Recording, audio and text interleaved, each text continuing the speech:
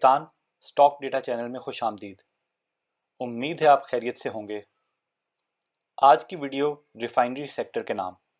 ये बहुत लंबी वीडियो होने वाली है और लर्निंग पर्पस से है, तो जो देखना चाहे वही देखे। इसमें हम प्राइमरीली एनुअल रिपोर्ट्स का जायजा लेंगे और फिर एक कंपैरिजन करके भी देख लेंगे। आगे बढ़ने से पहले बताते चलें, हम कोई बाय सेल कॉल नहीं देते, सिर्फ फंडामेंटल एनालिसिस करते हैं।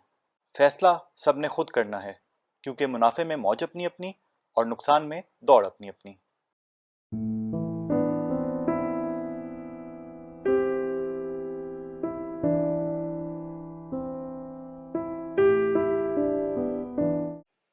सबसे पहले है जी अटक रिफाइनरी। इनके ग्रुप को अगर देखें तो जो रेलेवेंट इंफॉर्मेशन ये है कि इनकी 25% होल्डिंग नेशनल रिफाइनरी में है और 21.88% अटक पेट्रोलियम में है। यानी कि अटक पेट्रोलियम और नेशनल रिफाइनरी का अगर बिजनेस अच्छा होगा तो इनका भी उसका फ़ायदा मिलेगा। या ख़ास तौर पे जब वो डिविडेंड्स देंगे तो वो डिविडेंड इनके लिए भी इनकम बन जाती है और उसमें से अपने शेयर होल्डर्स में पैसे बांट सकते हैं, और बांटते भी रहे हैं, लेकिन वो बहुत थोड़ा बनता है, 10 रुपये तक। डायरेक्टर्स रिपोर्ट को देखते हैं तो यहाँ पे इन्होंने फाइनेंशियल परफॉर्मेंस की समरी बताई है, चैलेंजेस हाईलाइट किए हैं और ये बताया है कि क्योंकि रिफाइनरी मार्जिन्स बेहतर हुए हैं और इन्वेंट्री मैनेजमेंट इन्होंने अच्छी की है, उसकी वजह से इनकी परफॉर्मेंस बेहतर रही है और उस पैसे से इन्होंने अपने कुछ लोन्स भी अदा किए हैं। फिर इसकी कंसोलिडेटेड अर्निंग 287.67 पर शेयर रही है और 12 साढ़े 12 रुपये का इन्होंने डिविडेंड दिया है। इस पर हम पिछली वीडियोस में बात कर चुके हैं कि क्यों इतना थोड़ा दिया है, आगे भी बात कर लेंगे। इन्होंने बताया है कि इस साल ये 78% कैपेसिटी पे ऑपरेट करती रही है, लेकिन इन्होंने ये शो किया है चांसेस के, तो अगले साल इन्होंने बताया है हुकूमत की तरफ से इनको कुछ एक्स्ट्रा तेल मिलेगा रिफाइनिंग के लिए, और प्राइसिंग इनकी हुकूमत तय करती है, तो वो फार्मूले के तहत वो सब रिफाइनरीज का ऐसे ही होता है। और ये है वो वाली बात जो हम पहले भी कर चुके हैं, दोबारा कर लेते हैं कि जो प्राइसिंग फार्मूला इनका बना था बैक इन 2001, उसके मुताबिक कंपनी ने जो है अपना कुछ फंड्स जो है ना, जो भी उस टाइम पे जो उनका पेड अप शेयर कैपिटल था उसका 50% से ज़्यादा अगर आपकी अर्निंग होती है, वो सारा का सारा एक रिजर्व फंड में भेजना था और उसमें से कोई एक्स्ट्रा डिविडेंड नहीं दिया जा सकता था। और वो यही था कि जो यानी कि डिविडेंड दिया जा सकता है वो 2002 में जो इनके शेयर कैपिटल था उसका 50% से ज़्यादा डिविडेंड नहीं दिया जा सकता, तो वो कोई 1-2 रुपये बनता है सिर्फ। तो अगर इस साल इन्होंने 12.5 रुपये का डिविडेंड दिया तो वो उस पैसे में से दिया जो डिविडेंड इनको इनकी सब्सिडरीज से एसोसिएटेड कंपनी से मिला था, एपीएल और एनआरएल से, तो वही इन्होंने आगे शेयर होल्डर्स में बांटा, बाकी ये दे नहीं सकते थे। लेकिन अब जो रिफाइनरी पॉलिसी अप्रूव हुई है उसमें ये रिक्वायरमेंट ख़त्म हो गई है। इसका मतलब है कि पहले तो जो ट्रांसफ़र कर चुके हैं फंड्स, वो अब फंड्स में ही रहेंगे, वो पुराने पैसों में से डिविडेंड नहीं दे सकते। लेकिन आज के बाद अगर चाहें तो ये डिविडेंड जितना देना चाहें दे सकते हैं, हुकूमत की तरफ से कोई रोक नहीं है। देंगे या नहीं, ये इसका आपको खसूसन अटक रिफाइनरी के केस में दिसंबर के अकाउंट्स के साथ पता लगेगा, और कितना देंगे ये तभी पता लगेगा, क्योंकि अटक ऑयल कंपनी, ये ग्रुप कंपनीज जो हैं जैसे पीओएल है, एपीएल है, ये साल में 2 दफ़ा डिविडेंड्स देते हैं, तो तब पता लगेगा। ये जो नई पॉलिसी की कुछ रिक्वायरमेंट है ये बहुत ज़्यादा हमें क्लियर नहीं हुई, लेकिन ये कह रहे हैं कि 10% tariff protection applicable on motor gasoline and diesels x refinery price for 6 years. यानी कि जो ये इनका जो हमें समझ आ रही है कि इनका जो भी रेवेन्यू बनेगा उसका 10% जो है वो टैरिफ प्रोटेक्शन के नाम पे कलेक्ट होगा, और वो जो है ना रिफाइनरीज एक एस्क्रो अकाउंट में डिपॉजिट करेंगी जो एक ओगरा मेंटेन करेगा। तो हुकूमत ने ये पैसे एस्क्रो अकाउंट में जमा कराने का कहा है और लिखा है कि इसमें से रिफाइनरीज जो हैं वो विड्रॉ कर सकेंगी फॉर देयर अपग्रेडेशन प्रोजेक्ट, लेकिन जो प्रोजेक्ट की कॉस्ट होगी उसका मैक्सिमम 1/4 इस अकाउंट से विड्रॉ कर सकते हैं। इस अकाउंट की हमें वैसे समझ नहीं आई क्या ज़रूरत है। या तो हुकूमत जब तक रिफाइनरीज की ज़रूरत ना हो इस पैसे से अपने कोई फंड्स मैनेज करना चाहती है, या फिर उनको रिफाइनरीज पे शक है कि वो अपग्रेडेशन करेंगे ही नहीं, तो इसलिए उन्होंने पैसे अलग करके रखवा लिए हैं ताकि वो अपग्रेडेशन की तरफ फोकस करें। पता नहीं क्या मतलब, लॉजिक इसकी समझ नहीं आई, लेकिन हमारी इसमें अंडरस्टैंडिंग इतनी ही है, हो सकता है कोई इसकी लॉजिकल रीज़न हो। फिर आगे इन्होंने अपने थोड़े अपग्रेडेशन प्लान के बारे में जिक्र किया है कि वो किस तरीके से क्या करेंगे। तो फ्यूचर आउटलुक में इन्होंने यही कहा है कि हम वही अपग्रेडेशन की तरफ प्लान कर रहे हैं। और ये गवर्नमेंट से एक्सपेक्ट करते हैं कि भाई पॉलिटिकल चेंजेस की वजह से कोई पॉलिसी चेंजेस नहीं आएंगी। तो ये इनका पैटर्न ऑफ शेयर होल्डिंग है। प्राइमरीली इसकी होल्डिंग है अटक ऑयल कंपनी, जो ग्रुप कंपनी है इनकी, उसके पास। और बाकी जो है तकरीबन जनरल पब्लिक है 22 मिलियन, और बाकी जो डिफरेंट इंस्टीट्यूशंस वगैरह हैं उसके पास 15 to 20 मिलियन तक की हैं। फ्री फ्लोट इनका 40% है। अब जी फाइनेंशियल स्टेटमेंट्स को देखते हैं। रिजर्व्स एंड सरप्लस जो है ये डबल हो गए। इन्होंने कोई रीवैल्यू किया अपना लैंड, उसके भी इम्पैक्ट आया है, उसको देखने की ज़रूरत नहीं है। लेकिन रिजर्व एंड सरप्लस को एक दफ़ा देख लेते हैं, वो प्रॉफिट्स ही उसमें ऐड किए होंगे। इसमें कुछ ये स्पेशल रिजर्व्स हैं, वही जो लॉ की रिक्वायरमेंट है उसके मुताबिक इन्होंने यहाँ पर उनको अलग रखा हुआ है। ये कुछ इन्वेस्टमेंट रिजर्व्स हैं, इन्वेस्टमेंट बेच के जो पैसे आए तो वो भी इन्होंने यहाँ पे रिजर्व में रख दिए हुए हैं कि फ्यूचर की नीड्स को मीट करने के लिए। और कुछ पुराने अनअप्रोप्रिएटेड प्रॉफिट्स हैं वो यहाँ पे इन्होंने रखे हुए हैं। टोटल ये सारा मिला मिलू के जो इक्विटी बन रही है 109 बिलियन, और 109 बिलियन को अगर 106 मिलियन शेयर से डिवाइड करें तो इनकी बुक वैल्यू बनती है 1028 रुपये। बुक वैल्यू का असल में देखें ना, इस बुक वैल्यू में अब ये हुकूमती रिजर्व्स हैं, मतलब जो अपग्रेडेशन के लिए रिजर्व्स हैं, बाकी प्रॉपर्टी की रीवैल्यूएशन के रिजर्व्स हैं, तो उनकी वजह से बुक वैल्यू बहुत ज़्यादा हो गई है। और बुक वैल्यू का फ़ायदा सिर्फ तभी ज़्यादा, इस तरह की बुक वैल्यू के ऊपर जाने का फ़ायदा ज़्यादा तभी होता है अगर कल को कंपनी बंद हो रही हो, जो कि ये बंद होती तो नज़र नहीं आ रही। लेकिन फिर भी आपको पता है कि लॉन्ग टर्म में आपकी इन्वेस्टमेंट सिक्योर है, तो ये फ़ायदा होता है बुक वैल्यू का। बाकी इन्होंने अपने लॉन्ग टर्म लोन अदा कर दिए हैं, वो कोई नहीं है, तो ये अच्छी बात है कि इंटरेस्ट इनकी कॉस्ट नहीं होगी, शॉर्ट टर्म में भी नहीं है। और वो आपके सामने ही है कि देखें इनकी कैसे ईपीएस अच्छी जा रही है। तो इनकी प्रॉपर्टीज़ हैं, इन्वेस्टमेंट्स हैं कहीं पे की हुई, वो भी हैं, यही जो एसोसिएटेड कंपनीज में होंगी। अगर करंट एसेट्स देखें तो वो हैं जी 97 बिलियन के, और करंट लाइबिलिटीज़ हैं 66 बिलियन। तो अपने करंट एसेट्स में से लाइबिलिटीज़ को आसानी से मीट कर सकते हैं। स्टॉक इन ट्रेड जो है वो 20 बिलियन है। अगर स्टॉक इन ट्रेड निकाल दें 97 में से, वो 77 बनता है। तो क्विक रेशो भी इनकी अच्छी है, यानी कि लिक्विड कैश इनके पास अच्छा है, उससे भी अपनी लाइबिलिटीज़ मीट कर सकते हैं। It's a good sign. Profit and loss में आए तो अगर सेल्स को देखें तो सेल्स भी इनकी ज़्यादा हुई हैं और ग्रॉस प्रॉफिट काफ़ी ज़्यादा हुआ है। इसका मतलब है कॉस्ट उस परसेंटेज से नहीं बढ़ी जिस परसेंटेज से सेल्स ज़्यादा हुई हैं, तो इसलिए ग्रॉस प्रॉफिट ज़्यादा हो गया है। बाकी खर्चे भी ज़्यादा हुए हैं पर उतने ज़्यादा नहीं। अदर इनकम काफ़ी ज़्यादा हुई है, इसको देख लेते हैं क्या है। तो अच्छा, अदर इनकम इसलिए ज़्यादा हुई है क्योंकि इन्होंने अपने लोन्स अदा किए हैं और फालतू पैसा जो है इन्होंने बैंक में रख दिया है और वहाँ से पैसे कमा रहे हैं। असल में कंपनीज को स्टेबल फंड्स की ज़रूरत होती है, उसके लिए उनके पास शॉर्ट टर्म में यही ऑप्शन होती हैं। वो रिस्क नहीं लेना चाहते कि कहीं पे इन्वेस्ट कर दें और वो स्टॉक्स में इन्वेस्ट कर दें तो प्राइसेस गिर जाएं। So we have to live with this. और ओवरऑल अगर इनका प्रॉफिट देखें तो 3 टाइम्स हो गया है।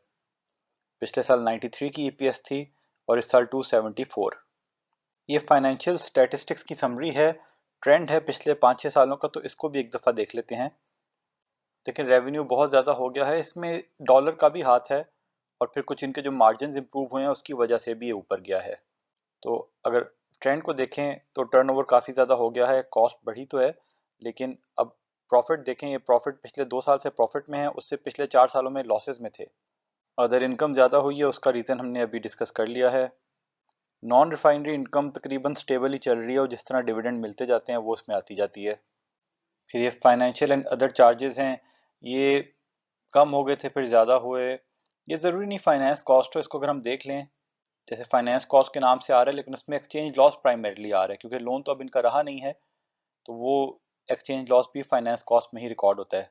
लेकिन ओवरऑल प्रॉफिट इतना ज़्यादा हो गया है और अदर इनकम ज़्यादा हुई है तो वो सेट ऑफ हो गया उससे।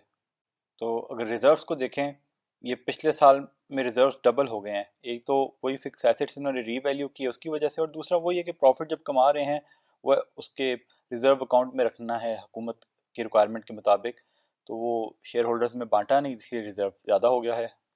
प्रॉपर्टी प्लांट एंड इक्विपमेंट भी इसलिए ज़्यादा हुई है क्योंकि उसको रीवैल्यू किया है प्राइमरीली। नेट करंट एसेट्स ये देखें, पिछले पिछले 6 सालों में पहली बार इतने ज़बरदस्त हो गए हैं, तो ये अच्छे साइंस हैं। बाकी तमाम रेशोज़ में हम नहीं जाते, लेकिन ये ये इंपॉर्टेंट देख लेते हैं, रिटर्न ऑन कैपिटल एम्प्लॉयड, यानी कि जितना कैपिटल इन्होंने लगाया है बिजनेस में उसमें से 35% रिटर्न जनरेट कर रहे हैं, डबल हो गया और पहले लॉसेस में थे, तो अच्छा साइन है अगेन। करंट रेशो हर साल से बेहतर तकरीबन होती जा रही है 4-5 साल से, अगेन अच्छा साइन है। क्विक रेशो भी ऐसे ही है। अर्निंग पर शेयर देखें तो वही है, 19, 20, 21 में लॉसेस थे, 22 में 93 की अर्निंग और अब 274। डिविडेंड वही उस रिक्वायरमेंट, पहले तो लॉसेस में थे लेकिन उसके बाद भी उस रिक्वायरमेंट की वजह से ज़्यादा नहीं दे पा रहे थे। अब ये वक्त ही बताएगा कि ज़्यादा देंगे कि नहीं, क्योंकि अभी हमें कोई इस बारे में इंफॉर्मेशन नहीं है कि रिफाइनरी अपग्रेड करने के लिए इनको कितना पैसा चाहिए। अगर तो बहुत ज़्यादा पैसा चाहिए तो फिर हो सकता है डिविडेंड अभी भी कुछ अरसे ज़्यादा ना दें, लेकिन क्योंकि इतना अच्छा ईपीएस कमा रहे हैं हमारे मुताबिक तो अच्छा दे सकते हैं, अब ये वक्त ही बताएगा।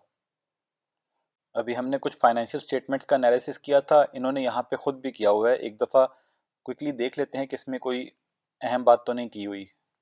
प्राइमरीली कह रहे हैं जो इक्विटी बढ़ी वो फ्री होल्ड लैंड की रीवैल्यूएशन की वजह से हुई, और कंपनी ने अपना लॉन्ग टर्म लोन पूरा अदा कर दिया। इन्होंने अपनी इन्वेंट्री को भी इंक्रीज की है, और रेवेन्यू जो ज़्यादा हुआ प्राइमरीली वो ये लिख रहे हैं कि रुपी के डिवैल्यूएशन की वजह से हुआ। इसका मतलब यह है कि अब जो, क्योंकि रुपी थोड़ा सा नीचे आ रहा है तो हो सकता है Q2 में इनकी अर्निंग थोड़ी सी कम हो। अटक रिफाइनरी का पहले क्वार्टर का देख लेते हैं, कोई इसमें कोई ख़ास इजाफी बात तो नहीं उन्होंने डाली। थोड़ी सी कैपेसिटी इनकी बेहतर हुई है, ये इन्होंने जिक्र किया था पिछले साल एनुअल में कि 78% की कैपेसिटी थी कि उसको बेहतर होने की उम्मीद है, और वो बेहतर हुई है पहले क्वार्टर में। और रिफाइनरी पॉलिसी का जिक्र किया है कि उसकी बेसिस पे अब ये मेजर अपग्रेडेशन करेंगे। तो जी 11 बिलियन इन्होंने कमा लिए हैं इस क्वार्टर में। पिछले पूरे साल में तकरीबन 30 बिलियन थे, तो इस तरह कंटिन्यू पता नहीं रहता कि नहीं, लेकिन ये कि 33% का जंप है ये, अगर सिर्फ एक क्वार्टर के पॉइंट ऑफ व्यू से बात करें। और इन्होंने क्योंकि कुछ अभी फर्दर अभी डिविडेंड नहीं दिया, इसका मतलब है इनकी एक्विटी बढ़ गई है। तो इनकी एक्विटी पहले थी 110 और अब वो हो गई है 121, और 121 को अगर 106 से डिवाइड करें तो वही बात है, सिंपल इसी तरह कर लें कि तकरीबन 1040 थी इसकी बुक वैल्यू, अब 1140 हो गई है। पैसा तो बड़ा है इनके पास, अब पता नहीं देते हैं कुछ के नहीं, क्योंकि कोई आइडिया नहीं है कि इनको अपग्रेडेशन के लिए कितना पैसा चाहिए। हो सकता है ये सारा पैसा डाल के भी अपग्रेडेशन के लिए कम हो, तो फिर ये डिविडेंड बिल्कुल नहीं देंगे खास, लेकिन हमें लगता है कुछ ना कुछ देंगे। उसके लिए दिसंबर के रिजल्ट्स का इंतज़ार करना पड़ेगा। और वही बात है जो बेस्ट थिंग है इनके बारे में कि कोई लोन नहीं। तो इनकी कैपेसिटी एंड प्रोडक्शन को देख लेते हैं। इनकी कैपेसिटी है 18.69 मिलियन यूएस बैरल्स, और प्रोडक्शन हुई 14.48 मिलियन यूएस बैरल्स, 78% थी ये। अब है जी एनआरएल की बारी। डायरेक्टर्स रिपोर्ट पे चलते हैं। तो लॉसेस में रहे, और अगर पिछले 6 साल में देखें तो परफॉर्मेंस अच्छी नहीं जा रही, इनकी कैपेसिटी भी कुछ कम हो रही है। 23 में लॉस है, 22 में प्रॉफिट था, और ऊपर नीचे ही चल रहा है पिछले 5-6 सालों से। कंपनी 2005 में प्राइवेटाइज हुई, और 51% इसकी अटक ग्रुप के पास है होल्डिंग, तो ये भी अटक ग्रुप की एक कंपनी है। लेकिन शायद अटक रिफाइनरी और ये अलग अलग इसलिए चल रहे हैं कि बाकी इसमें होल्डिंग शायद गवर्नमेंट के पास है, वो हमें कंफर्म नहीं आगे आया तो चेक कर लेंगे। लेकिन है ना कमाल बात कि एक ही ग्रुप रिस्पॉन्सिबल है दो रिफाइनरीज के लिए, और एक के प्रॉफिट ज़्यादा अच्छे हैं दूसरे के कम। यकीन उनको बिजनेस रीजंस होंगे, लेकिन है तो मज़े की कमाल की बात। तो फ्यूचर आउटलुक में कोई बहुत ख़ास बात तो नहीं की, बस मसाइल का जिक्र किया और ये कह के हम कोशिश करें कि ठीक करें चीज़ों को। फिर कुछ फ्यूचर प्रोजेक्ट्स हैं, अपग्रेडेशंस हैं, कुछ कैपेसिटी इंक्रीज़ कर रहे हैं, इट्स अ गुड थिंग। वो तमाम रिफाइनरीज के लिए था प्राइसिंग फार्मूला, जिसमें वो एक सर्टेन पोर्शन से ऊपर उन्होंने फंड्स में रिजर्व्स में ट्रांसफ़र करना है, और उससे ऊपर डिविडेंड नहीं दे सकते थे। तो जी बैलेंस शीट देख लें तो नॉन करंट एसेट्स तकरीबन उसी तरह चल रहे हैं।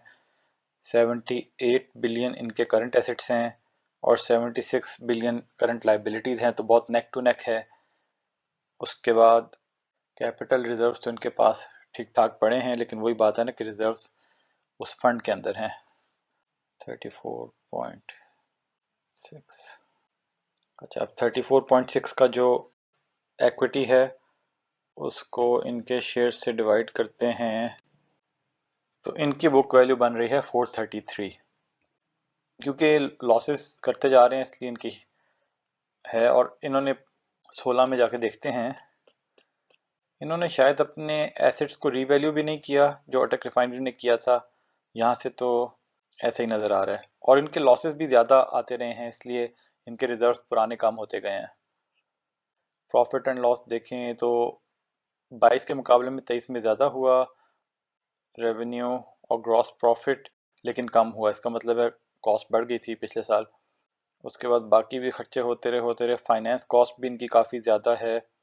तो प्राइमरीली जो इनका मसला है वो फाइनेंस कॉस्ट है, उसकी वजह से ये लॉस में थे। और ये देखें ना, अब ये फाइनेंस कॉस्ट का जो 7 बिलियन बढ़ी है, ये 7 बिलियन का इम्पैक्ट तकरीबन 80 रुपये पर शेयर है।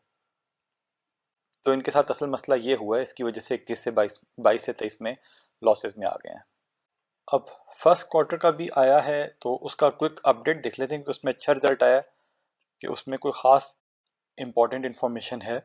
तो बेसिकली दुनिया ये कह रहे हैं कि इनका प्रॉफिट इसलिए ज़्यादा हुआ है क्योंकि दुनिया में जो ऑयल की प्राइसेस बढ़ी हैं वो उसकी वजह से रिफाइनरी का ग्रॉस मार्जिन बढ़ा है।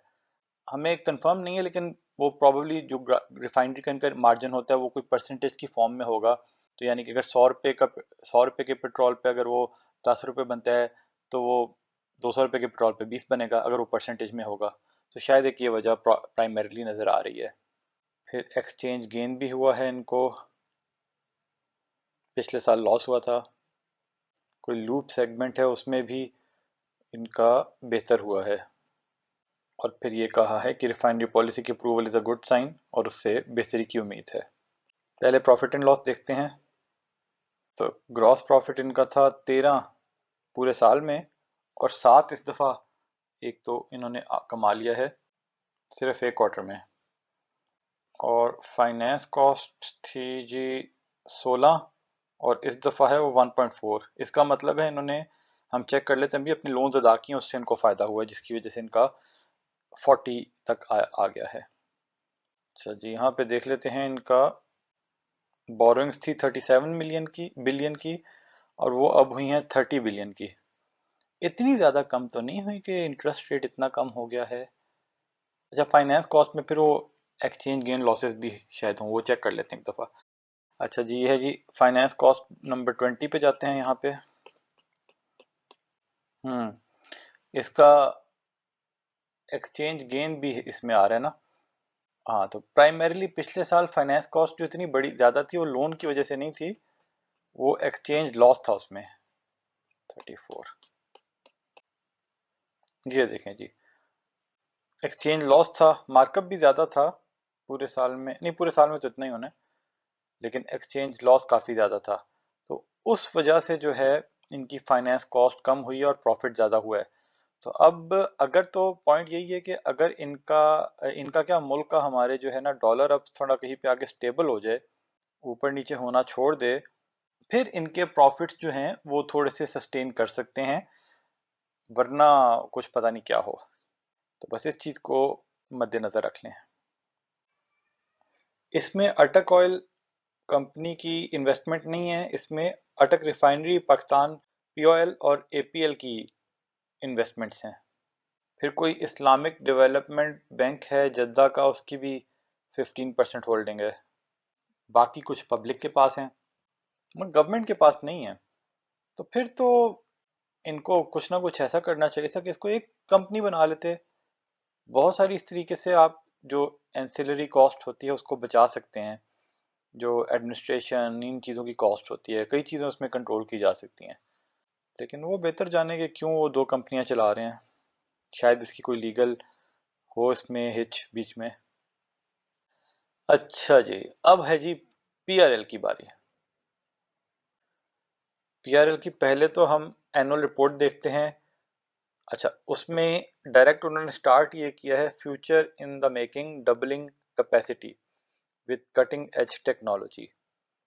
ये जब अपनी कैपेसिटी डबल करेंगे तो 2023 में अगर इनकी EPS 2.9 है तो उसके हिसाब से 5.8 होनी चाहिए फ्यूचर में।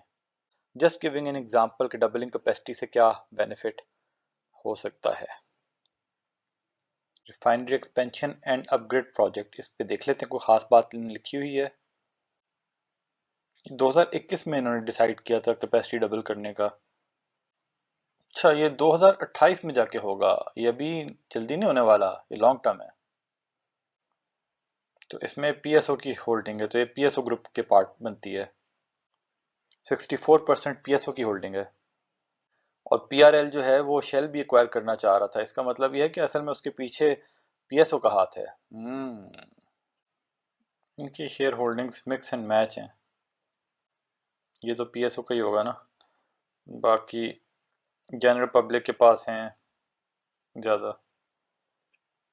डायरेक्टर्स रिपोर्ट तो कह रहे हैं जी हालात की वजह से उनका प्रॉफिट मुतासर हुआ है। 22 में 20 की EPS तक पहुंच गए थे, 23 में इसलिए मुतासर हुआ है। लेकिन वैसे थोड़ी अजीब बात है, या तो क्या चीज़ इसमें कहें कि 23 में PRL के प्रॉफिट सफ़र हुए, NRL के सफ़र हुए, लेकिन ATRL के छा गए। अब उनका क्या सिर्फ लोन ना होने की वजह से ऐसा हुआ है, या उन्होंने मैनेजमेंट अच्छी की है, अपनी इन्वेंट्रीज को मैनेज ऐसे किया है? तो ये बहुत ही क्वेश्चनेबल बात है। लेकिन अगर तो पूरी इंडस्ट्री के लिए प्रॉब्लम थी तो फिर ATRL के भी इतने प्रॉफिट्स नहीं होने चाहिए थे। लेकिन ATRL ने अच्छी परफॉर्मेंस दिखाई, तो यकीनन उसकी मैनेजमेंट का इसमें कुछ हाथ ज़रूर होगा। कोई ज़्यादा इसमें बात करने वाली नहीं है। फ्यूचर प्रॉस्पेक्ट देख लेते हैं। बस कह रहे हैं कि हम कुछ ना कुछ कर रहे हैं फ्यूचर में। और डिविडेंड जो है, ये अपग्रेडेशन प्रोजेक्ट चल रहा है, तो हमें लगता है कि 2028 तक ये डिविडेंड तो नहीं देंगे जितने भी पैसे इनको मिल जाएं। लेकिन इस ग्रोथ, तीनों रिफाइनरीज में सबसे ज़्यादा ग्रोथ की पॉसिबिलिटी इन्हीं की है, तो उस हिसाब से उस तरह का कैपिटल गेन की पॉसिबिलिटी हो सकती है 2-3 साल में। तो ये जी हैं इनके एसेट्स, तकरीबन उतनी हैं जितने लास्ट ईयर थे। जो एक्विटी है उसमें क्योंकि लॉसेस की वजह से कम होती जा रही है। प्रॉपर्टी प्लांट रीवैल्यू भी किए हुए हैं इन्होंने, 25 बिलियन की एक्विटी है। और शेयर्स इनके हैं 630 मिलियन। तो बुक वैल्यू उनकी तकरीबन 40 रुपये बन रही है। लेकिन उस बुक वैल्यू में ज़्यादा इम्पैक्ट रिवैल्यूएशन ऑफ प्रॉपर्टीज़ का ही है। खैर अटक रिफाइनरी में भी ऐसा ही था।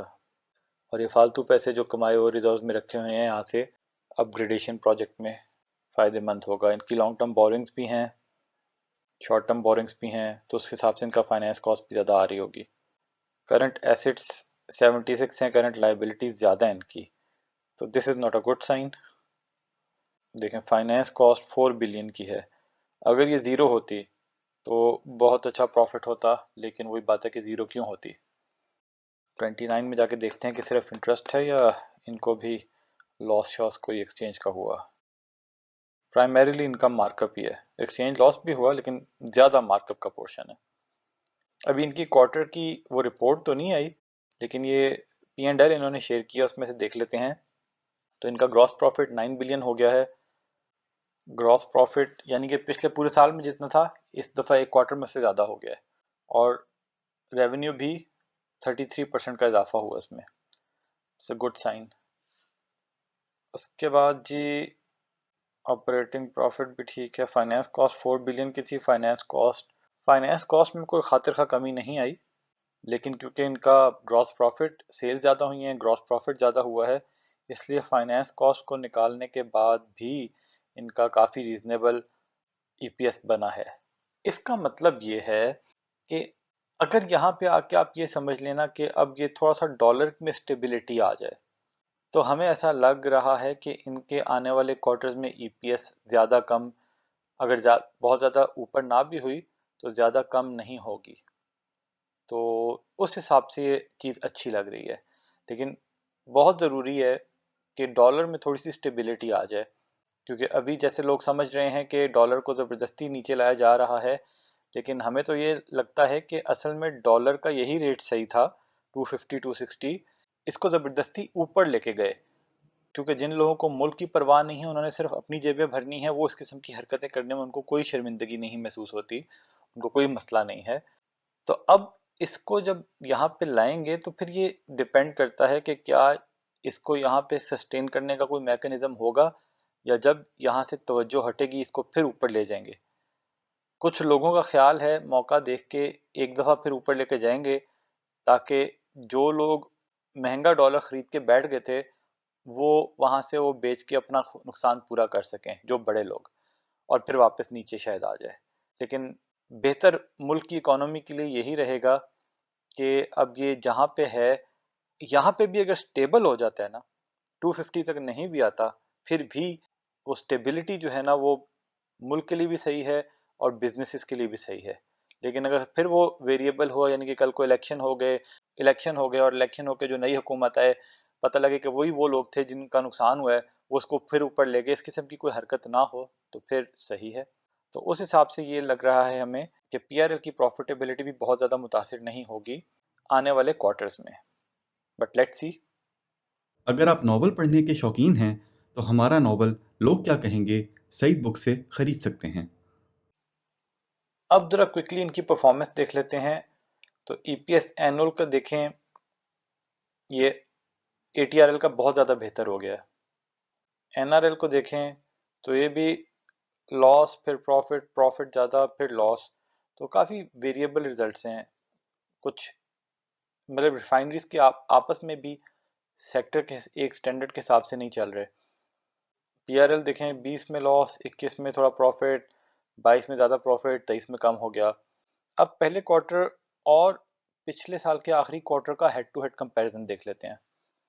तो ये देखें जी, अगर एटीआरएल को देखें तो इनकी सेल्स में 26% इजाफा हुआ है, ग्रॉस प्रॉफिट में 57%, नेट प्रॉफिट में 119%। तो ये अच्छी चीज़ है, इसका मतलब है खर्चे इनके कम हो रहे हैं। उसके बाद एनआरएल को देखें तो इनके भी सेल्स में इजाफा 11% हुआ है, उतना ज़्यादा नहीं हुआ लेकिन ठीक हुआ है। ग्रॉस प्रॉफिट में भी इजाफा हुआ है, इसका मतलब है सेल्स ज़्यादा और कॉस्ट कम बढ़ रही है। और नेट प्रॉफिट में भी ठीक ठाक इजाफा हुआ है इनके, तकरीबन सेम लाइंस पे जिस तरह एटीआरएल का हुआ है। और पीआरएल को देखें तो पीआरएल का सेल्स जो है उसमें 30% इजाफा हुआ है, और जो ग्रॉस प्रॉफिट है उसमें बहुत ज़्यादा इजाफा हुआ है। इसका मतलब है पहले कोई इनके खर्चे ज़्यादा थे, अब वो खर्चे इन्होंने कोई कंट्रोल किए हैं या क्या किया है। और नेट प्रॉफिट या इन्वेंट्री मैनेजमेंट भी हो सकती है, पहले इन्होंने पिछली दफ़ा कोई ज़्यादा महंगी इन्वेंट्री खरीदी हो, इस दफ़ा कम खरीदी हो और महंगी बेची हो, तो नेट प्रॉफिट भी, क्योंकि लॉस में थे तो नेट प्रॉफिट इतना ज़्यादा नज़र आ रहा है, तो वो एक पॉइंट है। तो जी कॉलम आर में हमने उसकी प्राइस लिख दी है, और कॉलम एस में हमने उसका एक एस्टिमेटेड ईपीएस निकाला है 2024। इसको हमने निकालने के लिए क्या किया है, हमने Q1 24 के ईपीएस को 4 से मल्टीप्लाई किया। लेकिन आने वाले क्वार्टर्स में ज़रूरी नहीं कि ईपीएस ऐसे ही चलता रहे, वो इससे ज़्यादा भी हो सकता है, लेकिन इससे थोड़ा कम भी हो सकता है। तो हमने क्या किया है, हमने Q1 के ईपीएस को 4 से मल्टीप्लाई करके उसको 20% से रिड्यूस कर लिया है, एक थोड़ा सा कंजर्वेटिव रखा है। अब अगेन साल का ईपीएस इससे ज़्यादा भी हो सकता है, इससे कम भी हो सकता है, लेकिन कोई तो बेसिस एस्टिमेशन की बनानी पड़ती है ना। तो इन वैल्यूज़ की बेसिस पे हमने प्राइस अर्निंग निकाली है, और प्राइस अर्निंग इनकी तीनों की ही इतनी कम है, तो आप ये समझ लें कि जैसे ये फ्री में ही मिल रहे हैं।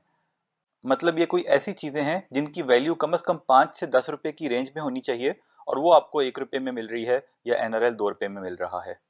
तो इस एस्टिमेटेड प्राइस अर्निंग को देखते हुए अटक रिफाइनरी और पीआरएल 1 पे आ रहे हैं और एनआरएल 2 पे आ रहा है। लेकिन बाय फार हम एटीआरएल को 1 पे रैंक करेंगे। उसकी दो तीन रीजंस हैं। एक तो ये कि एटीआरएल पिछले 5-6 क्वार्टर से कंसिस्टेंटली परफॉर्म कर रहा है। दूसरा ये कि उनके पास उस तरह कोई लोन्स भी नहीं है जो उनकी प्रॉफिटेबिलिटी को इम्पैक्ट करें। और तीसरा ये कि हमारी एस्टिमेशन के मुताबिक फ्यूचर में सबसे ज़्यादा डिविडेंड यील्ड भी उन्हीं की रहेगी।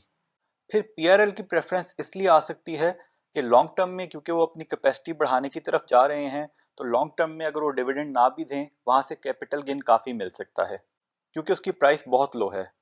300 वाले शेयर को 600 पे ले जाना इतना आसान नहीं होता जितना 20 वाले शेयर को 40 पे ले जाना होता है। और अगर आप चाहें तो आप एनआरएल को भी अपने पोर्टफोलियो में बिल्ड कर सकते हैं, क्योंकि टेक्निकल एनालिसिस को मद्देनजर रखें तो एनआरएल 600-700 तक चला गया था जब एटीआरएल नीचे ही था। तो स्टॉक मार्केट में कई दफ़ा टेक्निकल, हमें पसंद नहीं है टेक्निकल एनालिसिस, ना हम उसकी बेसिस पे अपने फैसले करते हैं, लेकिन स्टॉक मार्केट में कई दफ़ा बड़े प्लेयर्स टेक्निकल के मुताबिक भी चलते हैं और कई दफ़ा वो टेक्निकल्स को बिल्कुल वायलेट कर देते हैं। तो टेक्निकली स्पीकिंग एनआरएल के ऊपर जाने के चांसेस उस तरह ज़्यादा होंगे, लेकिन हमने अपनी ज़्यादा इन्वेस्टमेंट एटीआरएल में रखी हुई है, जितनी भी हमने रिफाइनरी में डालनी थी एक सर्टेन परसेंट, और कुछ थोड़ी सी हमने पीआरएल में रखी है। इस वक्त हमने एनआरएल में नहीं रखी, और उसका प्राइम रीज़न यही है कि पिछले 6 क्वार्टर से जो हम मॉनिटर कर रहे हैं उसके मुताबिक एटीआरएल इज़ द बेस्ट। एनआरएल और पीआरएल के प्रॉफिट्स ऊपर नीचे ही हो रहे हैं अभी तक। लेकिन आपने हमें देखकर अपनी इन्वेस्टमेंट का फैसला नहीं करना। हमारी तो आज की स्ट्रेटेजी है, हो सकता है कल ही हमारी स्ट्रेटेजी बदल जाए, और हम रोज रोज तो आपको ये नहीं बताएंगे कि हमने आज क्या खरीदा, आज क्या बेचा और आज हमारी क्या स्ट्रेटेजी है।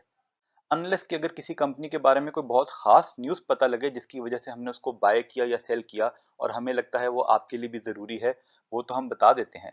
लेकिन रोज़ की स्ट्रेटेजी हम आपको नहीं बता सकते, क्योंकि हमें रोज़ प्रॉफिट भी नहीं होता। अगर आप हमारे पीछे चलना शुरू कर दें, ये ना हो कि हमें भी नुकसान हो और आपको भी नुकसान हो जाए। तो सोच समझ के अपने फैसले करें। तो ये था जी रिफाइनरी सेक्टर का एनालिसिस। जिन्होंने ये वीडियो पूरी देखी है, उम्मीद करते हैं कि उन्हें कुछ सीखने का मौका मिला होगा और इस तज्जिए को असेस करते हुए वो अपनी इन्वेस्टमेंट के डिसीजंस ले सकेंगे। ये सारा डेटा हमने पीएसएक्स की साइट से लिया। आप खुद वैलिडेट करें, फिर अपना फैसला करें। याद दहानी करवा दें कि बाय सेल कॉल नहीं थी, वजह पहले बता चुके। तज्जिया पसंद आया तो शेयर, लाइक, सब्सक्राइब करें, बेल आइकॉन पे क्लिक करें, और पसंद नहीं आया तो डिसलाइक कर सकते हैं, लेकिन बेहतर यही है गैर ज़रूरी और मनफी कमेंट से गुरेज किया जाए। खुश रहें और अपने अमल पे तवज्जो दें। अल्लाह के हवाले।